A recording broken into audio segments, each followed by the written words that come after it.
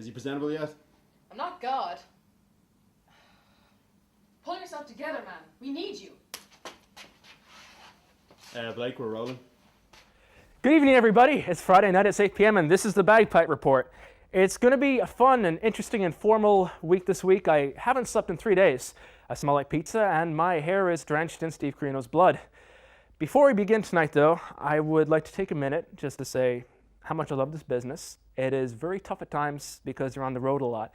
And right now, I want to be 5,000 miles from here to do something I should be doing over there. But because I'm not and because I can't be, if you guys will indulge me for just a second, the best thing that's ever happened to me, besides all the experiences I've had, is my girlfriend, Natina. She's been the best one. She works in this business too, and in fact, she wrote for the Bagpipe Report before I even heard of it. So, sweetie, wherever you are, and I hope I know where you are, I love you with all my heart. And if you'll have me, will you marry me? Whoa. Hold on, this is the show stealer Alex Shane from the FWA. No one tunes into the Bag Report to see two losers get married. What they come in to see is wrestling celebrities, wrestling personalities like myself, Alex Shane, fresh off my altercation with Steve Carino, even fresher off my altercation with Danny Williams, and soon to be the new FWA British Heavyweight Champion when I kick Bug Williams' ass. Well, with all due respect, Alex, this is not the best time. You've got your show, the FWA. This is my show. This is the Bagpipe Report. So here I make the rules. Well, the fact is, Blake Norton, that rules are made to be broken, and you don't get a 5-year deal with the TWC by not having friends in higher places, in fact, higher places than you. So what I say goes, and I want the show to start right now. And there are two things you can do about it. That's nothing and like it. Oh, yeah? Well, let me tell you something.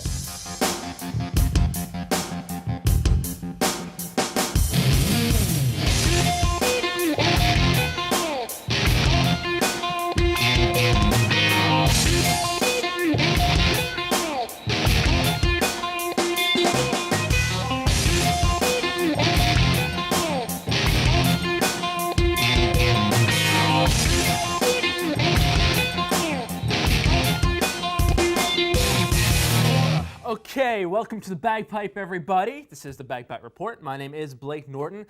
Tonight we're going to be talking to Alex Shane of FWA. There's a major show went down Sunday night. He'll be talking to us about wrestling Steve Carino and a whole lot more. It's going to be great. Steve Carino was meant to be here today. We've had transportation problems. Nobody's quite sure where he is.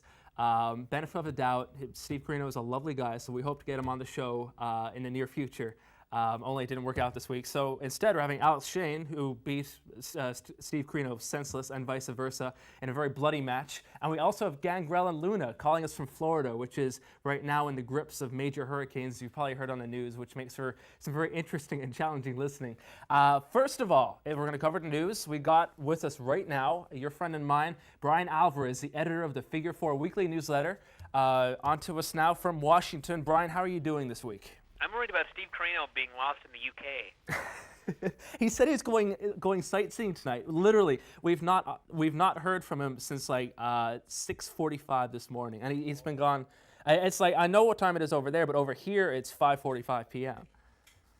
So I hope he didn't bring his Singapore cocaine, and I hope he's not juicing all over like interesting monuments and things like that. That would be bad. Well, I think with Steve Carino's forehead, he probably just spontaneously juices all the time. That's what it seemed like last night. But jumping straight into the news we go. Lex Luger, I read this press release online, apparently from Lex Luger's group, saying that Luger is returning to the ring for major dates and WWE is interested in him and all that. Is there anything behind this whatsoever? In terms of WWE, I'm guessing almost emphatically no. I'm pretty sure there's no interest. The thing with a lot of old retired wrestlers is I'd say probably 80% of old wrestlers that you went up to at an indie show, if you asked them what was up, they would say they were heading back to WWE soon. It's just kind of what they say. Yeah. I don't think there's anything to this. I would even be surprised if TNA used him again, because the last time he was there, it was pretty much useless. Mm-hmm. So, he'll do indie days. He's been doing indie days for a while, but I don't think there's anything more than that. Speaking of wrestlers in a similar situation, 1 year down the line, Hulk Hogan finally responded to Macho Man. We get a lot of reader mail about this. In fact, we're going to have one in Q&A later on. But on Savage's CD, he calls Hogan a coward who went soft and was avoiding Randy Savage because he knows he'd get smoked. And fans really believe... a lot of fans really believe that Hogan would take him up on this challenge.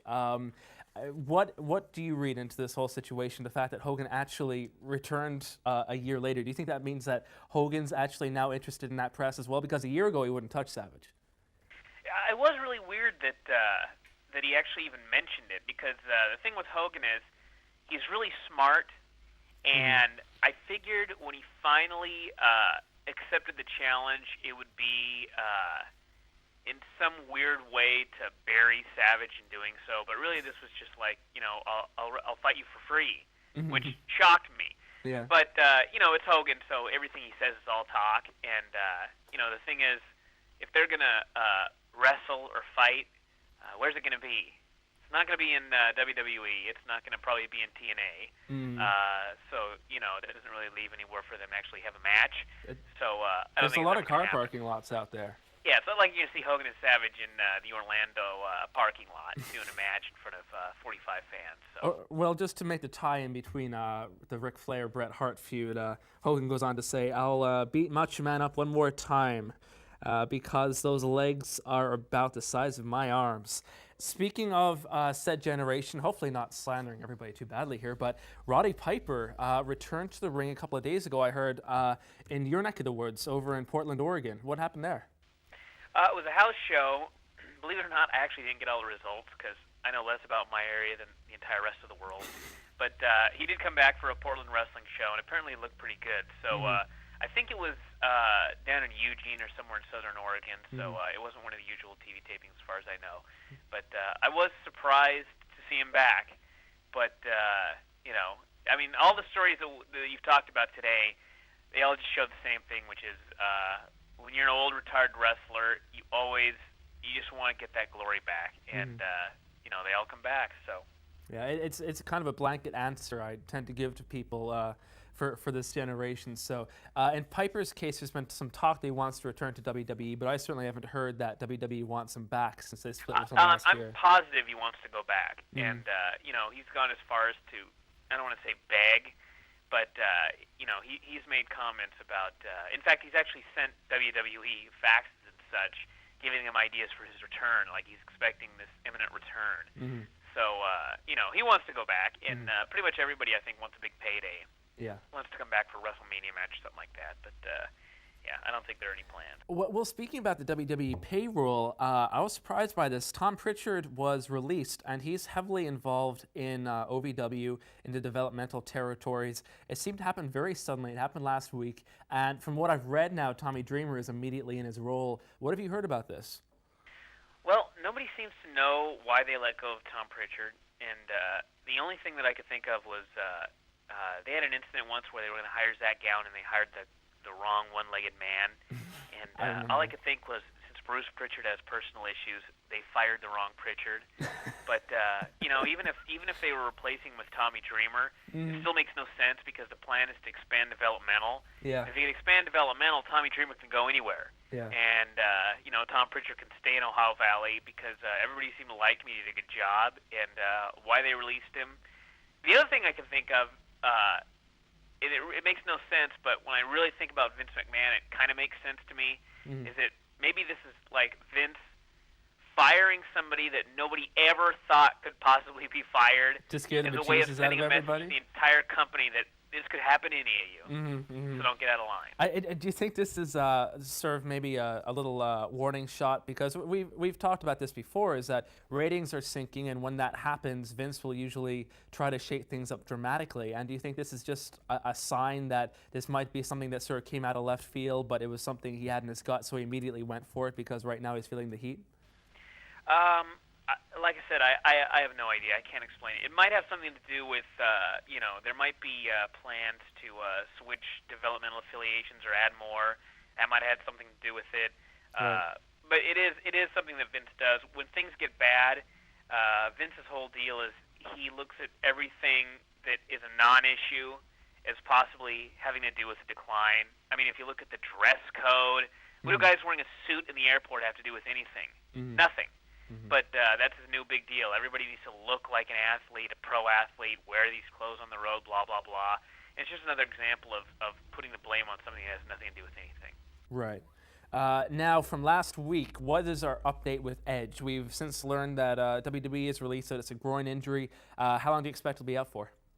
I think if it's a groin injury, it'd be like at least a month or two. I forget what the exact deal they said was, but he's going to be out a little while. But the good thing is it's only a groin injury, and groin injuries are bad because you can't really even move without it hurting. But on the bright side, it's not like you destroyed 2 discs in your back and have to get fusion.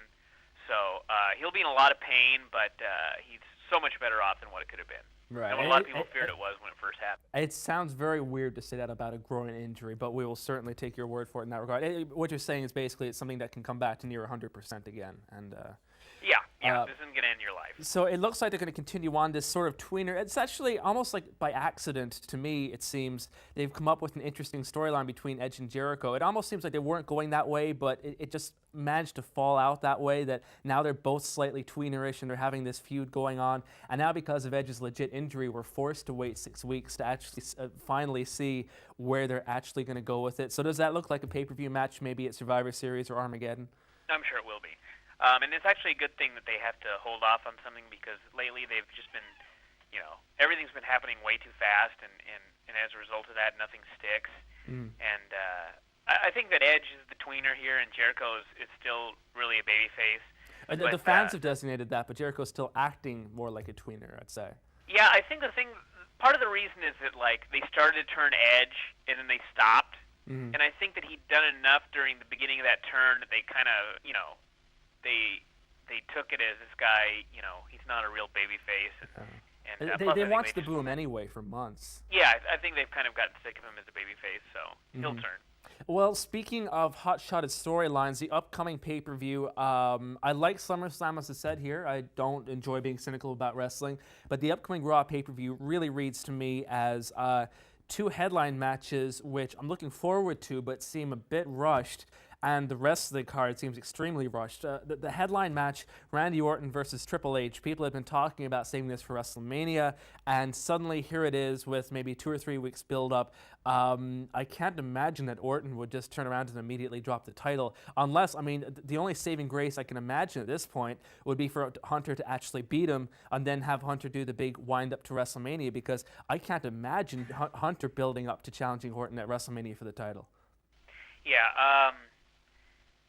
I always mention this because it'll always stick with me. But when WWE bought WCW, we have callers on our radio show for weeks giving these booking ideas about what they could do, and we had some dumb callers at points, and not one caller had a worse idea than what they actually did. And it's the same thing with this Hunter Randy Orton thing, where we have not got one caller who's come up with an idea stupider than what they've done with turning Orton babyface and giving the belt at SummerSlam. It was so rushed. It was their one program that they had months and months worth of storylines that they could have done, and they threw it all away in one night. And now I have no idea what they're going to do because this show, it's been built up, like you said, in 3 weeks. Orton's not as over as he should be as babyface champion. Really, like you said, the only thing they can do is have Hunter win the belt and start over again clean. But then you've got a 1-month title reign for this guy that just turned babyface. And if Hunter wins the belt, he's going to be a babyface because he always wins, and people like to follow a winner. And it's just a total debacle. Moving on to the second main event match, it's Kane versus Shawn Michaels. In the ring, I'm not entirely sure what to expect. Michaels always puts in a very good performance, especially on pay-per-views.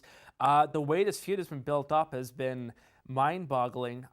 There really hasn't been anything. They had the one night situation, the altercation, a couple of months ago after Michael's last Hell in the Cell. Kane put him out, and they've said absolutely nothing about it since. And then they showed him on TV last week, and he was supposed to get a throat injury, and he's giving a speech to the camera, of all things, talking about politics in America, 100% safe and happy and sound, and no light raspiness. No Brian Pillman there.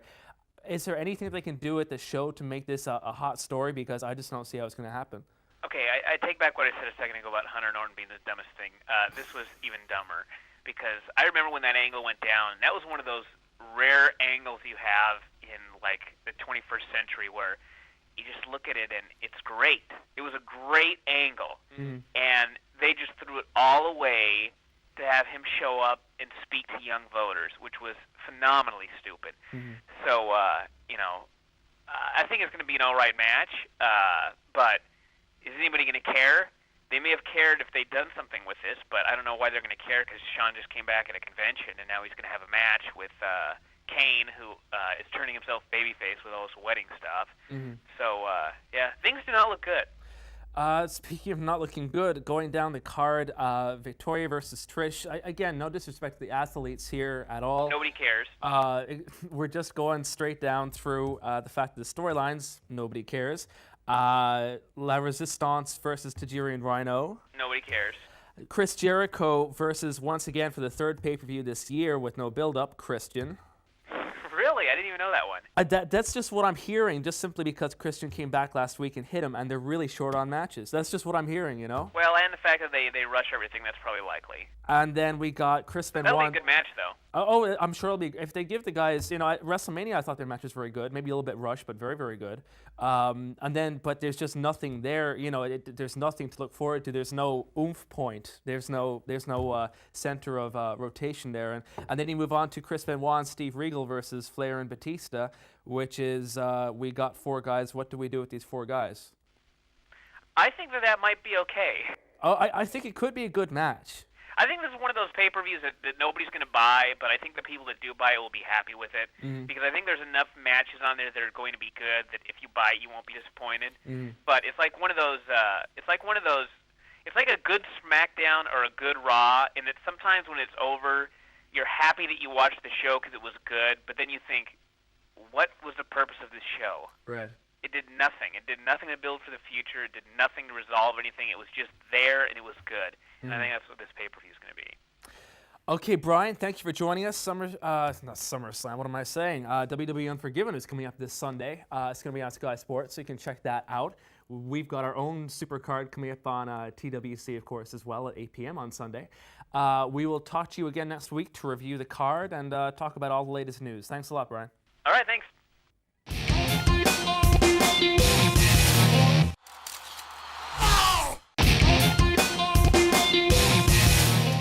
And for our move of the week this week, we go back to an old favorite, one of the greatest athletes in the game and one of our favorite people here at TWC, AJ Styles. He performs a senton, but it's not just a senton, it's a corkscrew senton, but yet he hits it with perfection. He's one of the very top athletes in the world of professional wrestling.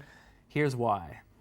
Calculated drop kick in the corner. And that's right, fell on the top of his head again. That gives AJ Styles a chance to get up. Once again. Beautiful twisting thingamajiggy. I don't know the correct term for it, but it is a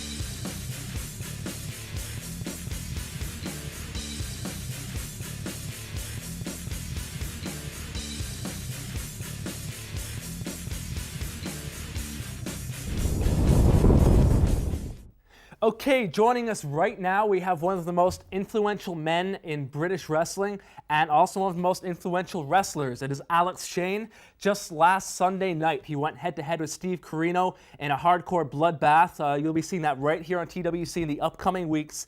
It's a great match. The crowd really gets into it. It should be a lot of fun. I was there to see it in person and had a lot of fun with it.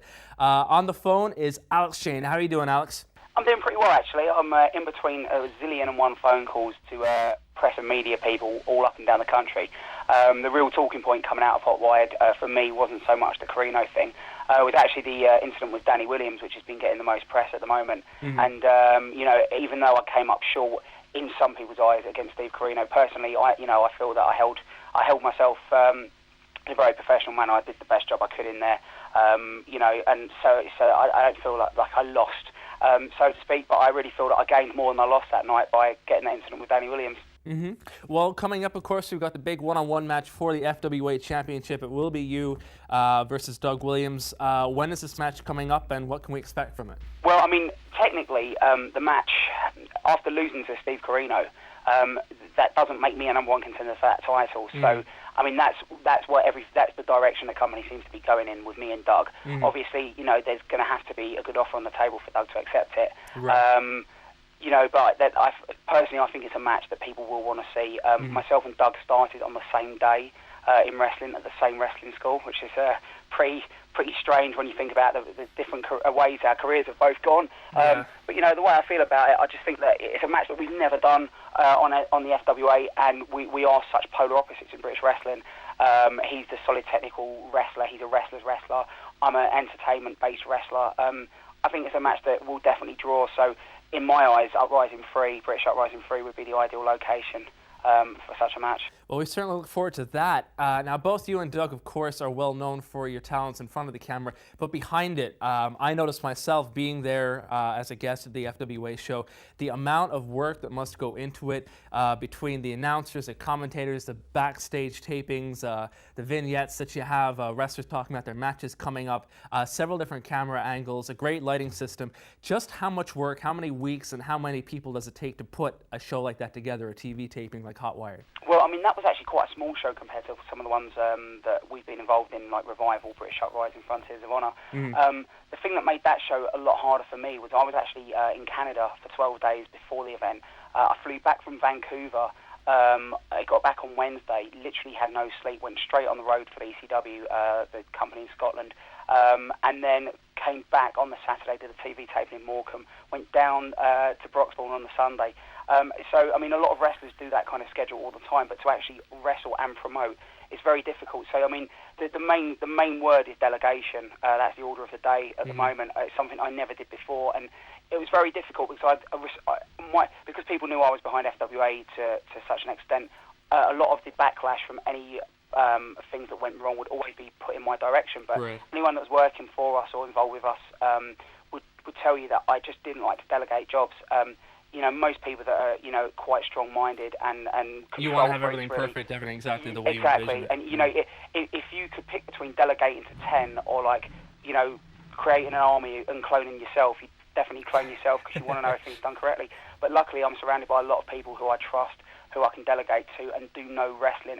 But it's taken the years for the people around us to understand exactly what's needed. So, I mean, really, a lot of work goes into it, but I find it a lot easier now just because there are so many people involved in what we do. So it makes my life a lot easier. Well, you've got a great crew. It's reflected in the quality of the show.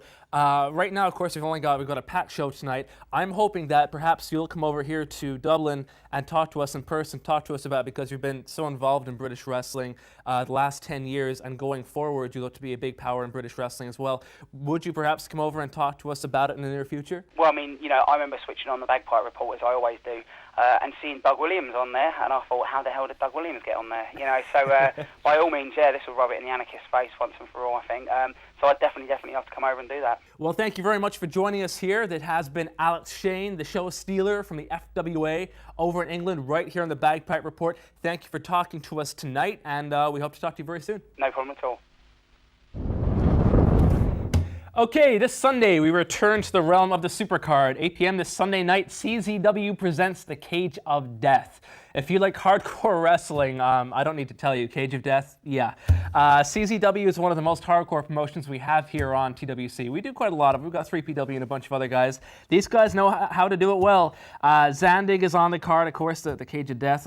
Wife Beater versus Justice Payne is the main event. The SAT team up with the Amazing Red. I'm really looking forward to that one because it's going to be a great high-flying match because CZW does all styles. Trent Acid versus Ruckus and a whole lot more. Make sure to check it out. It's coming up this Sunday at 8 p.m. CZW Cage of Death on TWC.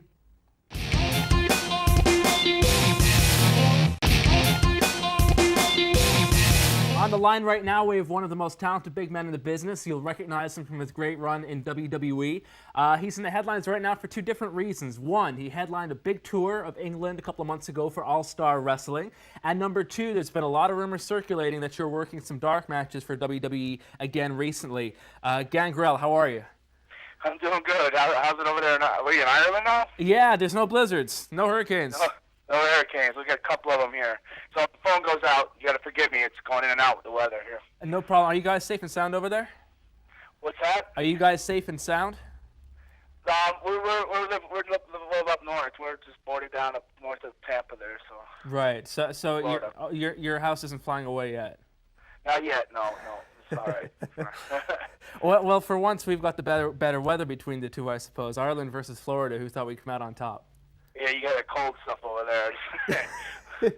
Now, do you know of anybody else? Because, of course, a lot of guys in the business have places down in Florida. I think some of your old running mates, I think Edge might have one. Or Yeah, he's over in Town and Country. Christian's over in... they're all right over there. Edge, Christian's over there, Jericho. There's a lot of guys down here, yeah. How are those guys getting hit by the weather? I don't know. I haven't called them. I haven't been on the phone much because I've been trying to take care of you, but I'm sure they're getting the same thing. I'm getting a lot of water, a lot of power outage. They probably don't have power or anything where they're at.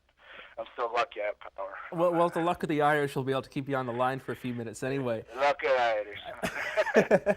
The first question I want to ask you about before we talk about England is WWE dark matches. You worked a couple of these recently, of course. Every time that's a high-profile gig. How did you get involved with that? Because you had a very strong run with them a couple of years ago.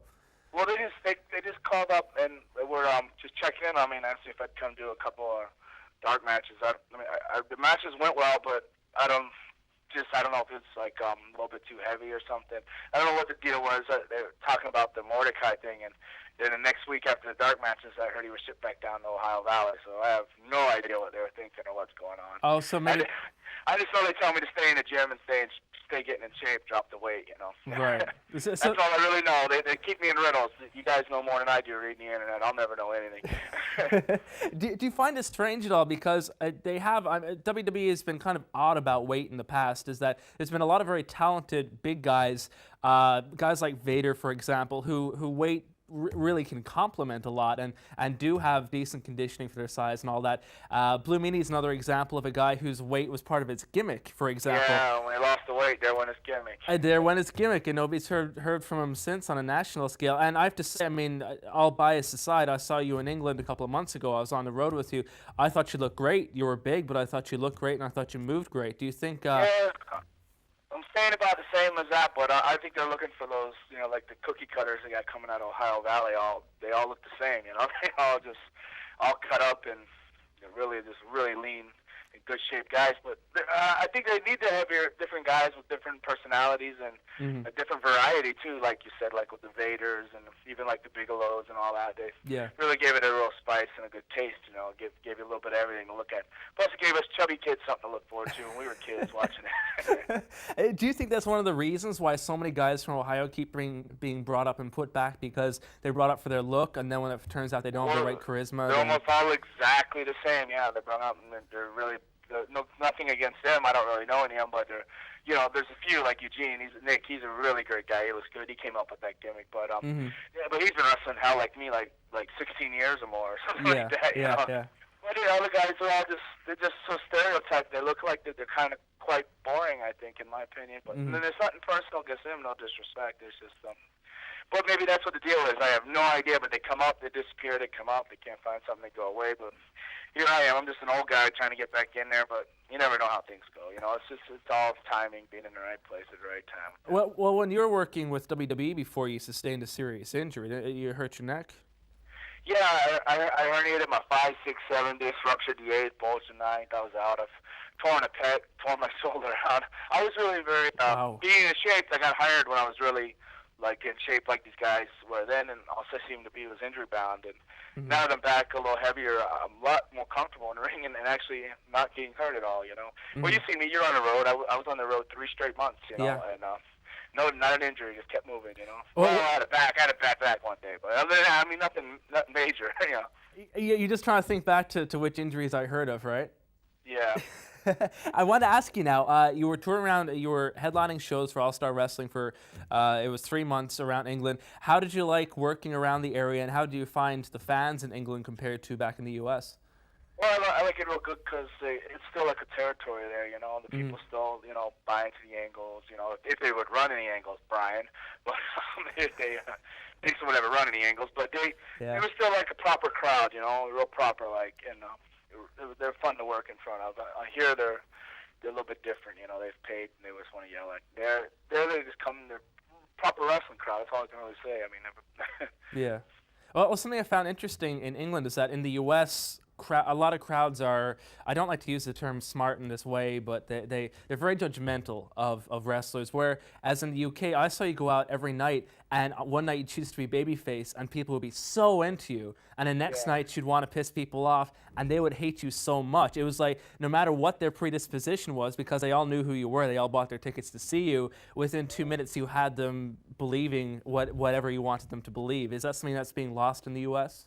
And yeah, it does with all the smart crowds. It's basically what I was saying by them being a proper crowd in England. They're still not smart too much. They might be a little bit to some things, but they're not totally educated to everything. They still come to watch you wrestle. So, and that's the fun of wrestling, to be able to go out and be a babyface one night, and the next night go out there and get them to hate me, and the next night, if I want to, get them to come out there and love me again. It's kind of a powerful trip there. It's fun.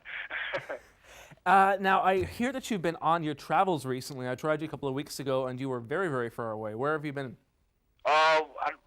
Since I've seen you, I've been in Korea, Guam, I don't know. I've been all over. I don't know. I was in California a lot lately, and I was thinking more of Guam as being a more interesting territory, but I think I head off. The next I'll probably be I'll be in Germany, Hanover, or something for that tournament.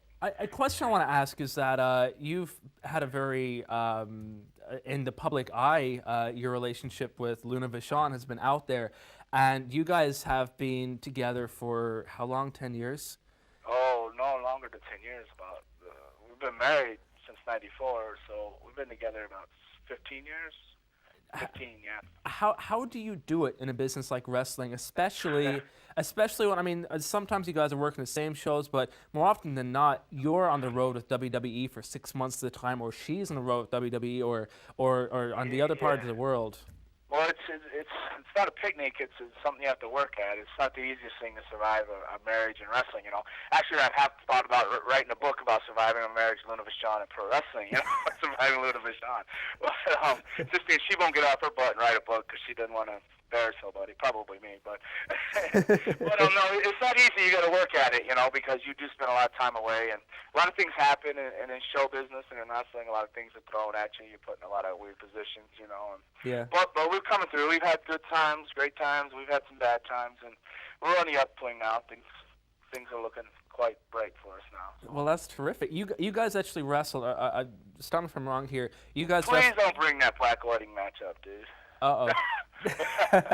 I wasn't going to comment on the quality of the match. I was simply going to talk about the promotion. Oh, the promotion. Okay. That match was kind of weird. They just threw it out there. Who knows what the hell a black wedding match was when you've been married 10 years or so when we did that tour. But and they just left it out there. They were just too busy worried about the top match. They didn't even tell us what the deal was with that. That promotion was kind of weird. If you got little Andrew McManus was like a little girl. If you got him upset, he cried and stuff like that. Of course, Luna speaks her mind, and I think that's where that ended right there. So. Well, thank you for answering the question I had to ask. That's fantastic. And of course, those guys, they had a lot of big guys in, like Bret Hart, Scott Steiner. They had Sting. Bret Hart was great. He was great. He was really cool when he was in, you know. Steiner, he was good. He was just getting ready to go back to WWF or something at the time. That's right. That's right. Yeah. Did you think that this company, because they went in with both barrels blazing, they brought in commentary teams from WCW, they brought in pretty much all the free agents, including yourself, Bret Hart, Sting. Did you think there's a future in it? Or, did you think there's a future? Did you know from the get-go that this is a guy who was out to spend a lot of money? I think if they didn't run it on such a high budget and they just controlled their budget a little bit and brought in maybe a few different guys and maybe not some of the other guys, they probably could have been all right, you know. They just, I think they overshot their budget and probably killed themselves in the long run, money-wise, you know. because they're putting us up in like 5-star hotels. I'm telling you, man, like Star City and all these. I mean, we stayed like, I was like going, what are these guys? I mean, thinking they're putting, give me a Motel 6 or Hey, I slept in an airport last night. I don't want to hear about your Motel 6 complaints. Yeah, well, I slept in 1, 3, 4. Wait, well, no, that was 5 weeks ago in LaGuardia. But no, but they just if they would just cut back their budget, I'm sure they'd have been all right. But they just overshot their budget, I think. Nothing against Brett, he's very expensive. Steiner doesn't come cheap, What are your thoughts on NWA TNA? Because a lot of people say they're kind of doing the same thing, except that they've been fortunate with the backers they've had that have kept financing them, but that they're not self-sustained yet.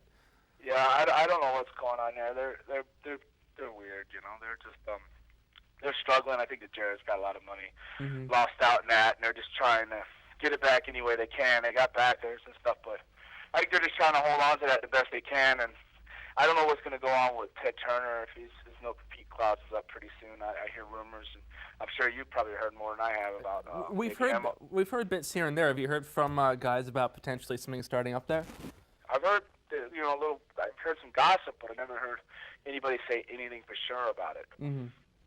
But I hear a lot of gossip about it, A lot of hope. I think a lot of people are hoping because if he opens back up, then he opens the market back up, then there's competition, and the storylines will get better. They won't just give you, WWE won't, they'll be forced to give you a competitive story angle, because of the storylines, of the writers' jobs. The money will go up for the wrestlers, and I think that the whole overall shows will come up because everybody's competing. They know if they don't do good, if they're not getting done right in WWE, that they have a chance to go to WWE or Ted Turner's group.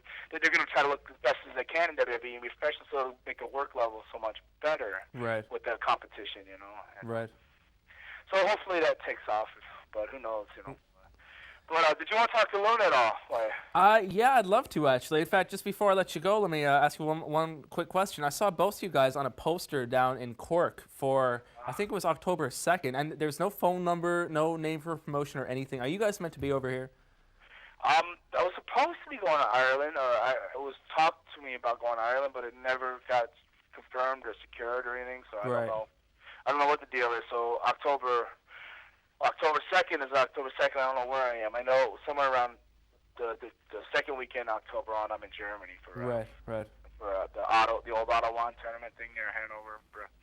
For Christian Eckstein runs it now. Right.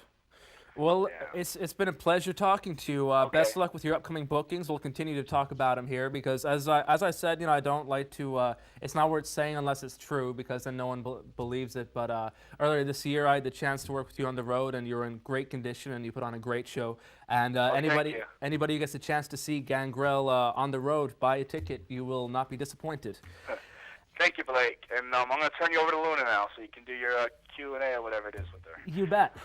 Okay, take care, Blake. Take care of yourself, man. Hello, alive and awake, Blake. Hey, Luna, how are you? I'm good, thank you, sir. Despite this heavy wind, I'm doing really good. It hasn't blown you away yet? It's blown it this way and that way, and we're stuck in the middle. Are you over the worst of it yet, or are you... No, the winds are coming back and hitting us, so it's like being hit by another hurricane. Somebody's got to live in this. might as well be the tough guys. Well, it's nice to hear from you. What are the questions you have for me? Yeah, we got an email from a fan in Washington a few weeks ago, and actually I called a couple of times and finally got a hold of you because you guys are really busy.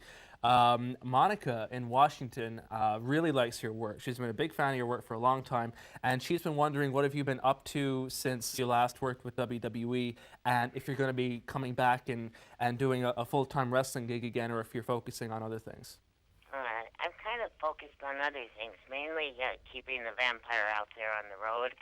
I'm doing a little bit with the Athletes International Ministries. That's like what Ted DiBiase's involved in, and I'm mainly pimping that vampire. Well, you're doing quite a job because it sounds like he's going far and wide. Well, I know where he'll be on the 2nd and the 3rd of October. He'll be in Ottawa, Ontario, and London, Ontario. Oh, really? And Providence, I guess that's the capital of Canada, right? Mm-hmm. Listen, Luna, it's been a real pleasure talking to you. Anything else you'd like to say to fans out there who've been into you for the years and wondering how you're doing. Well, first of all, thanks a lot for being a fan of the sport of kings and gentlemen. I've been so blessed to be in this sport and to come out the other side of it like I have, and pretty much smiling most of the time. And just thanks for helping us to want to do this sport that sometimes isn't all that wonderful to our bodies and to our minds and to our bank accounts, but we keep going, and it's because of the great fans that are behind us that we keep going. So thanks to the fans, and thanks to the people like you, Blake, that still keep the fans informed. Well, thank you very much, Lou. Well, listen, best luck to you guys as you face the storm, and we will talk to you soon, okay? All right, alive and awake. That was Gangrel and Luna Vachon from over in Florida on the Bagpipe Report, talking about some of their upcoming activities, whether in WWE, England, Singapore, Japan, up in Canada, wherever they are. They put on a really good show, so when you get the chance, do check them out.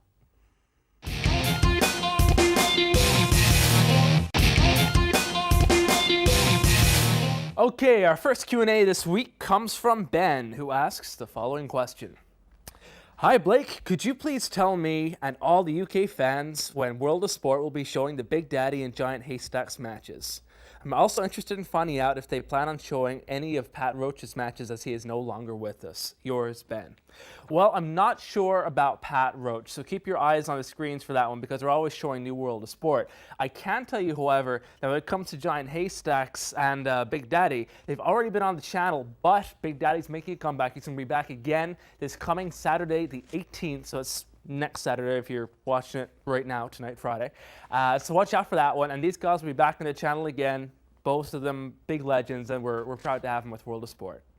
The following question comes from Abdi, who asks, I was at Randy Savage's website, and he is starting trouble with Hulk Hogan. Do you think he would take this to the ring? Well, I was talking a little bit about this earlier on. The problem with Macho Man Randy Savage and Hulk Hogan having a fight is that in wrestling, it doesn't really work that way. If you want to have a real match, you go into the UFC or you go down the back alley or something like that. I'm not exactly sure what Randy Savage was trying to do. As best I can tell, Randy Savage is simply trying to get his name out there by challenging Hulk Hogan, and any response he gets from Hulk Hogan, and he got a response from Hulk Hogan last week, and predictably Hogan said he'd beat Randy up in a heartbeat.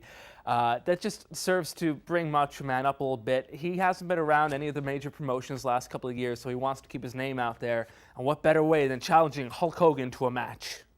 The following question comes from an unsigned mystery fan who will call Dr. X the Professor of Evil. Okay, Dr. X would like to know, Dear Blake, 2 questions. Are there any plans for WWE to bring out old WCW pay-per-views on DVD in the UK? Also, are there any plans for FWA to extend their touring plans to venues in the Midlands? So far, I haven't heard of any plans for WCW DVDs to come out in the UK. We'll keep you posted on that one. WWE does own all their library. They also own all of ECW's library as well as a lot of other collections. So far, they've only been using them for compilations such as Mick Foley DVD. You saw him versus Sting, the Chris Benoit DVD, the Eddie Guerrero DVD. They haven't really been going into marketing the pay-per-views individually. And at this point, it's hard to say that there'd be that big a market for it, but time will tell. As far as FWA being the Midlands is concerned, I was talking to the FWA crew over the weekend, and they've told me that they are looking into venues. They mentioned a couple of different ones, but we can't say yet because they're not sure. But they're looking into the West Midlands, and they're looking into Birmingham. So take it for what it's worth. Hopefully by the end of the year, we'll have a little bit more on that. The following question reads as follows. Hi, Blake. I'm a big fan of the show. Well, thank you very much. With all the different GMs on SmackDown, what are WWE trying to do with the Heyman story with The Undertaker? It was just not believable. I thought the wrestling experience is about believing for the time you watch. What is your view? Thanks a lot. Joe, age 14, in Stafford. And obviously what Joe here is referring to is the story of Paul Heyman trying to murder Paul Bearer, I should say, and the Dudleys trying to kill The Undertaker and all that. Joe, you say that wrestling should be believable for the time you watch. Yeah. Next question. Blake, in the Wrestling Channel ship zone on the website, on one of the Ring of Honor DVDs, it says the Teddy Hart incident was edited out of the DVD. What is the incident? Love the show, Danny from Dewsbury. Well, thank you very much, Danny. I believe the incident in question, and you didn't mention a specific DVD, but I believe it was from last year, which involved, funnily enough, Steve Corino was a big player in this whole situation, apparently. Teddy Hart had a match in Ring of Honor, apparently did a really good job, but after the match, he no-sold. He lost the match. He got beaten up pretty badly, but after the match, he acted like he wasn't hurt. He got up, he started doing flips off the top of the cage, and basically showboating. According to the story from Ring of Honor, this wasn't planned whatsoever, and wrestlers were upset because they felt that Teddy was trying to upstage everybody in the locker room. Now, as we've seen before, Ring of Honor have done situations where they're trying to make fans believe something is completely 100% real when it isn't. This seems to be a situation where it was real, where Teddy was trying to show off and was trying to take the spotlight, and apparently he didn't make himself too many friends on that day in question. It's competition time once again. Another 200 pounds worth of great merchandise from the TWC online store, the WrestlingChannel.tv/shop. And if you live in the rest of the world outside the UK, it's even better because then it's probably more in your currency, like euros. It's got to be like 280 euros worth of merchandise, which is really good. The question, as always, is very straightforward, and you can answer it right here. The question is as follows. Who was the very first Ring of Honor champion? The answer is either A, Low-Ki, B, CM Punk, or C, Prince Nana.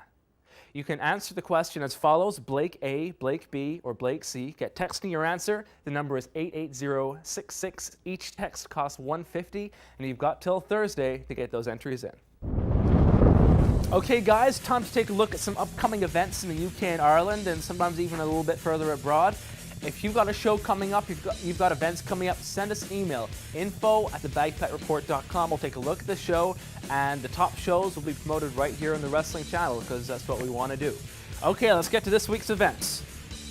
First off, we've got Revolution British Wrestling, Saturday the 18th of September at Selbyk Hall, London. 3 Count Wrestling goes down next Friday, September 17th. 3CW clashes with SWA at the Billingham Symphonia Social Club. UKPW goes down Thursday, October 7th, Hackney in London.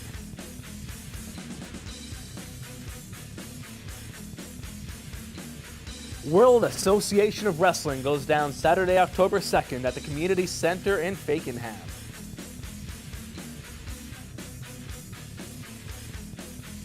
And the FWA, the Frontier Wrestling Alliance, has a show coming up September 30th. It's Cleethorpes Winter Gardens.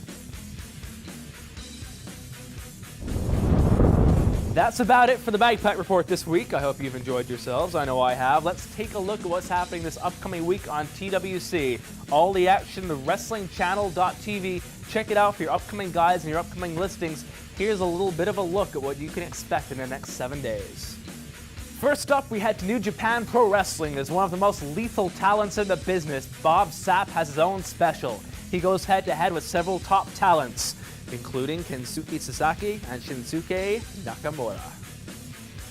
On MLW Underground TV, they've been enemies in ECW, they've been enemies all over the world. Tony Mamaluke and Mikey Whipwreck go one-on-one to settle a score. And when you talk about feuds, you gotta talk about CM Punk as he goes head-to-head with his arch-rival Raven. In World of Sport, Steve Kelly takes on Tony Walsh, and you want it, you got it. Big Daddy makes his return as he takes on the Mississippi Mauler. Ring of Honor High Impact TV sees tag team action as Marcos and Dunn team up to take on the Carnage Crew. Then it's a battle of top contenders, Xavier versus Low-Ki. In CZW Fake UTV, Bobby Quance takes on Alex Shelley, and Petey Williams from Team Canada of NWA TNA fame takes on the high-flying Sanjay Dutt. Well, it looks like a pretty hot lineup for this week, and don't forget, Monday night, it's another RF Shoot video. This time, Brutus Beefcake is in the hot seat. Talks about his whole career, his superstardom in WWE, the tragic accidents which almost cost him his career and later on did, a whole lot more. So make sure to check that out this coming Monday night. Well, that's about it from me this week. I have been Blake Norton, and I hope I continue to be Blake Norton. It's been my pleasure to serve you right here on the Bagpipe Report. We'll be back at this time next week with all your news, all your information, the latest interviews from the world of professional wrestling, right here on the Wrestling Channel.